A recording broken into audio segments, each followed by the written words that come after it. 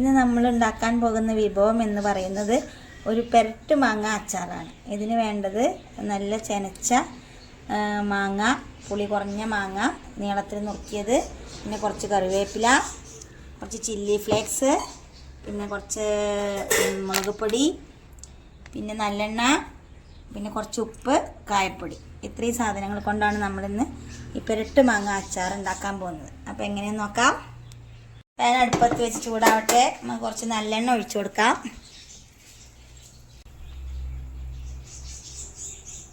ഇത് നമ്മൾ നല്ലെണ്ണ തന്നെ യൂസ് ചെയ്യണം. കാരണം വെളിച്ചെണ്ണ ആകുമ്പോൾ നമുക്കൊരു കാറിൽ പിന്നേക്ക് വരാൻ സാധ്യതയുണ്ട്. അതുകൊണ്ടാണ് നമ്മൾ നല്ലെണ്ണ തന്നെ ഉപയോഗിക്കുന്നത്. നല്ലെണ്ണ നല്ലോണം ചൂടായി. ഇനി നമുക്ക് ഈ മാങ്ങ ഇട്ട് കൊടുക്കാം.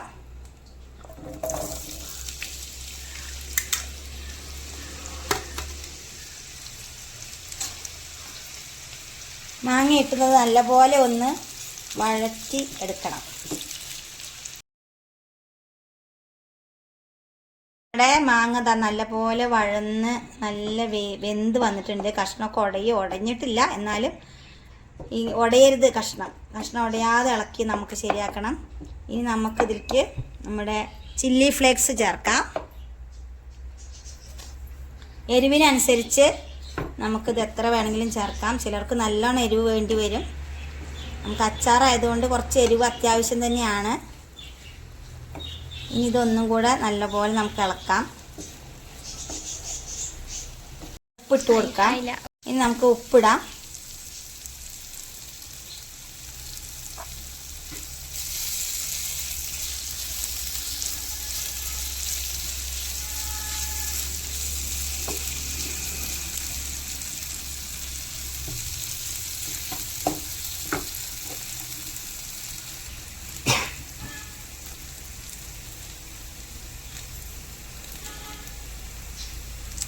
കറിവേപ്പില, നല്ല ഇളയ കറിവേപ്പിലയാണ്.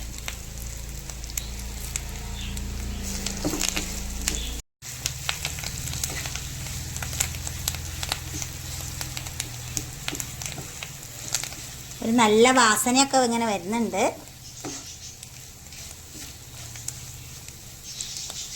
ഇതെല്ലാം ഒന്ന് പിടിക്കട്ടെ. നമുക്കിതൊന്ന് ചെറുതാക്കി വെക്കാം.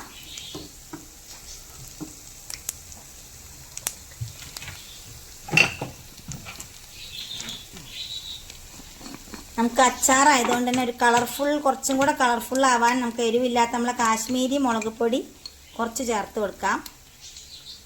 എരിവുള്ള മുളക് പൊടി ആവശ്യം ഉണ്ടാവില്ല, എന്നാൽ നമ്മൾ ഉണക്കമുളകിൻ്റെ പൊടി ചേർത്തതുകൊണ്ട് നമുക്ക് കുറച്ച് കാശ്മീരി മുളക് പൊടി ചേർത്ത് ഒന്നും കൂടെ ഇളക്കാം. ഇതെല്ലാം നമുക്ക് ഈ പച്ചമണം മാറണം, മുളക് പൊടിയുടെ പച്ചമണം മാറണം.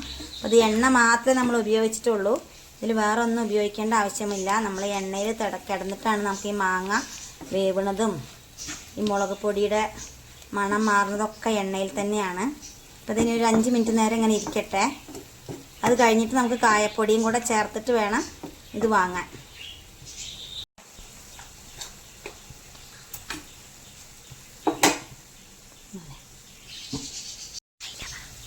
കായപ്പൊടി, നമുക്ക് കുറച്ച് കായപ്പൊടി ചേർത്ത് കൊടുക്കാം.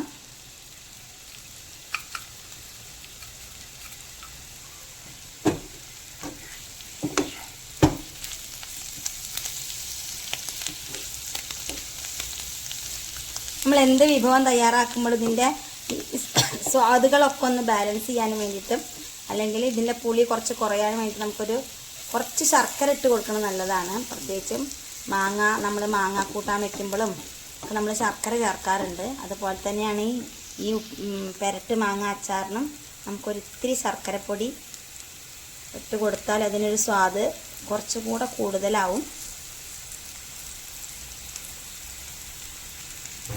ഒരു അരക്കഷ്ണം, ഒരു ശർക്കരയുടെ പകുതി, അരക്കഷ്ണം ശർക്കര ഇട്ടിട്ടുള്ളൂ. നമുക്ക് ഇതൊക്കെ ഒന്ന് സെറ്റായി കഴിഞ്ഞിട്ട് അത് നോക്കാം.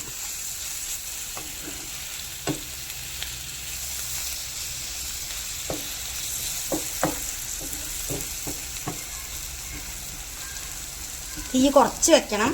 തീ അധികം വെച്ചാൽ ഇത് കരിയും. അപ്പം നമുക്കത് കുറച്ച് വെക്കാം.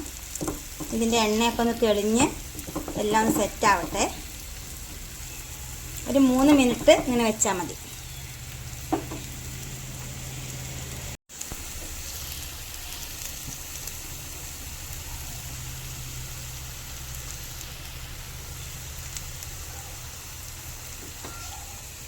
അപ്പം നമ്മുടെ പെരട്ട് മാങ്ങ അച്ചാർ റെഡിയാണ്.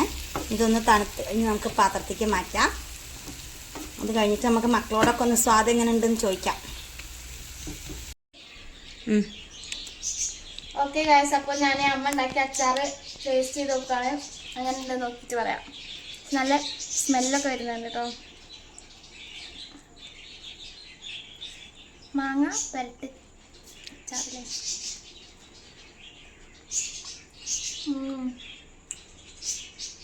നല്ല ടേസ്റ്റ് ഉണ്ട്.